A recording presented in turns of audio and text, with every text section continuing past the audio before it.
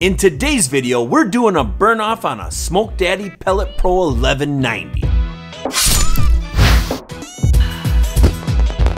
Hey, this is Ricer from Dead Broke Barbecue, Wisconsin, and welcome back to the channel. But if you're new here, we try to help you enhance and amplify your backyard barbecue fun. Now, in full disclosure, Smoke Daddy sent me the 1190 to do a complete and honest review using it. And so far, I've been very happy how this 1190 has been running. So grab some canola oil in your yard rake, Darla.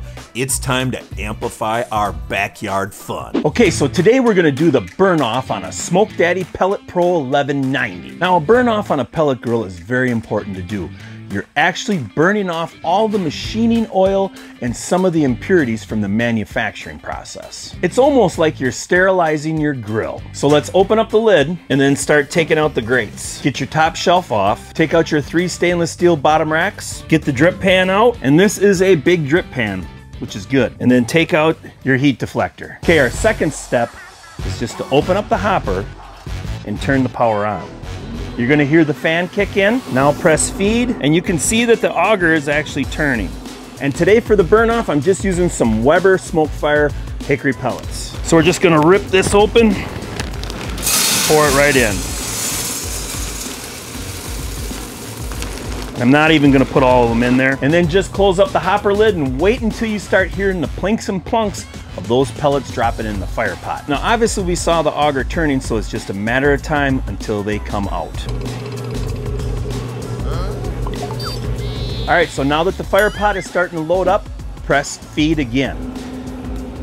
Now that's gonna actually stop the auger, but now we're gonna go ahead and set a temperature so we can start cooking on it. All right, so now we're just gonna go ahead and press medium heat. And then we're gonna just go ahead and press the plus sign and add it to 275 degrees. Now you're gonna start hearing it pulsate a little bit, and that's normal because it's not actually going to throw a lot of air on it yet. So I can see that we're starting to get a little bit of smoke, and that's a good thing. Now the fan went ahead because it was actually letting that igniter kind of heat up. And it's got enough pellets in there, and you can see smoke start to come. Now it's time to put in the heat deflector. Get our drip pan in. Put in your grates, and finally your top shelf. Now I'm going to spray just a light coating of canola oil inside the chamber itself.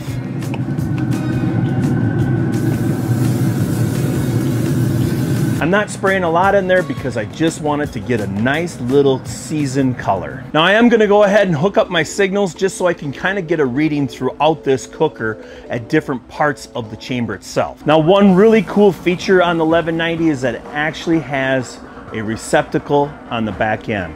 So sometimes, we all know, we've all been there, we forgot to charge up our signals or our temperature probe controller, and you're sitting there like, dang it, I forgot to charge it up after that last long cook. Well, on this thing, you can do it while it's running. And then we just go ahead and plug it right in. Okay, I'm just gonna hook up my ambient temperature. Get that one going first. Now on the Pellet Pro, if you see over here, this is your actual probe temp over on this side. So we'll put this one right about there. And here's a little trick if you wanna just add some food probes to it. Ball up a little bit of aluminum foil, stick it on there. Get this one in. Kind of want to measure this top rack right in the middle, and then we'll put another one right in the center rack.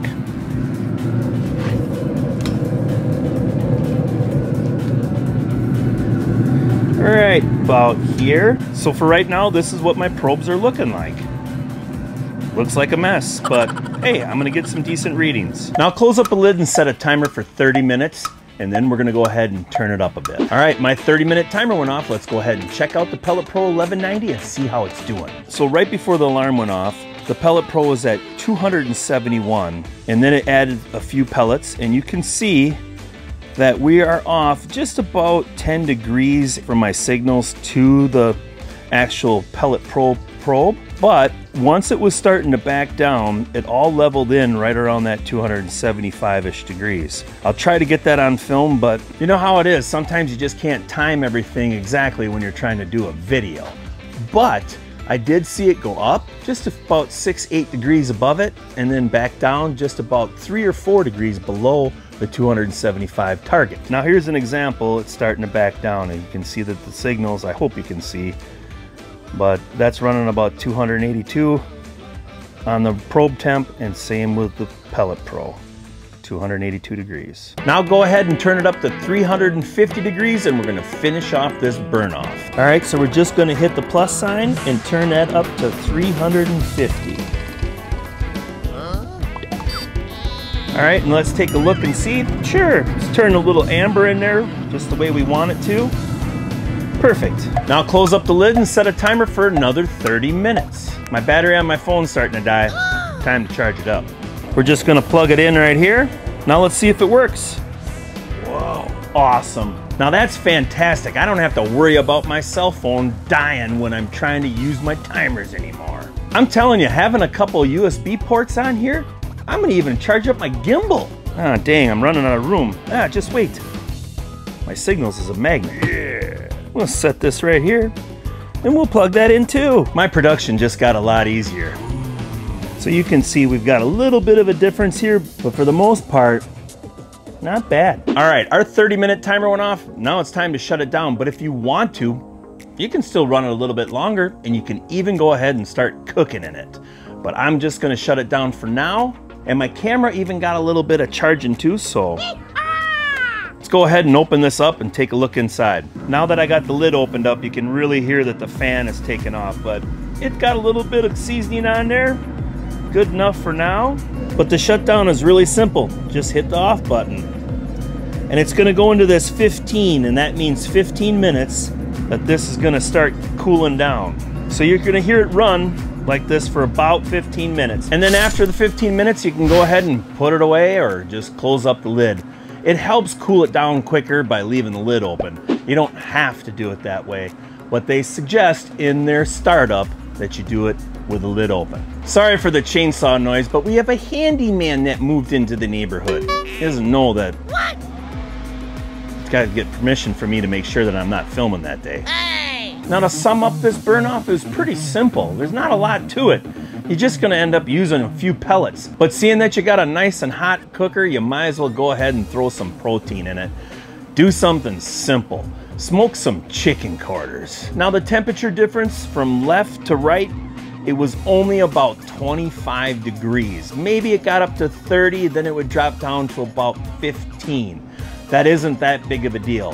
For all of you people that use these pellet pipe type smokers, you know that your right side, if it's only a single stack, the heat's gonna go that way. But as I use the 1190, I'll mess with the cap on the stack to see if I can maybe hone them in just a little closer. But the temperature difference is a lot closer on this cooker compared to my Pit Boss. How that was. That was sometimes 75 degrees from left to right.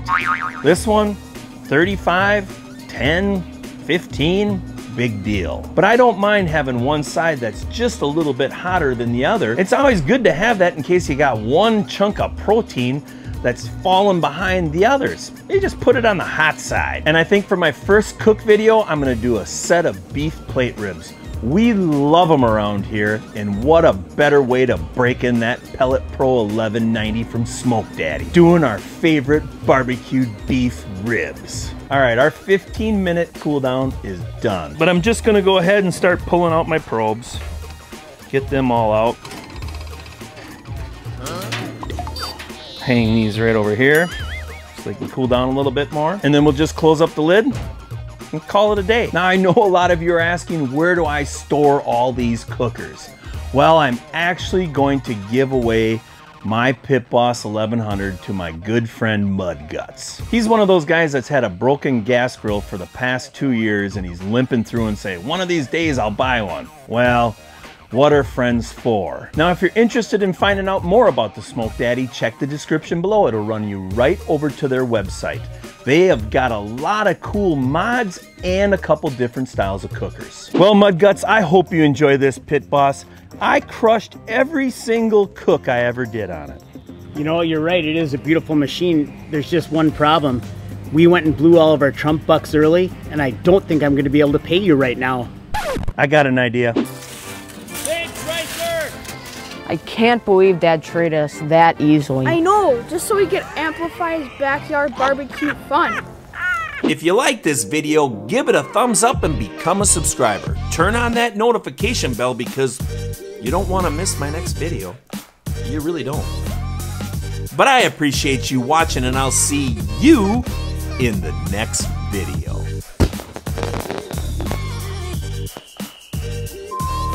And then, Kirill, you gotta find 2 rakes. 2 good rakes.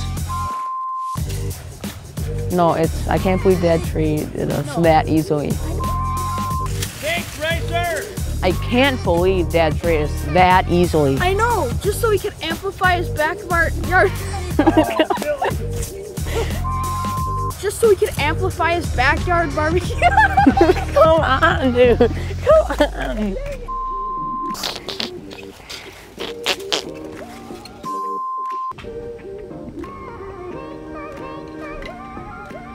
Okay.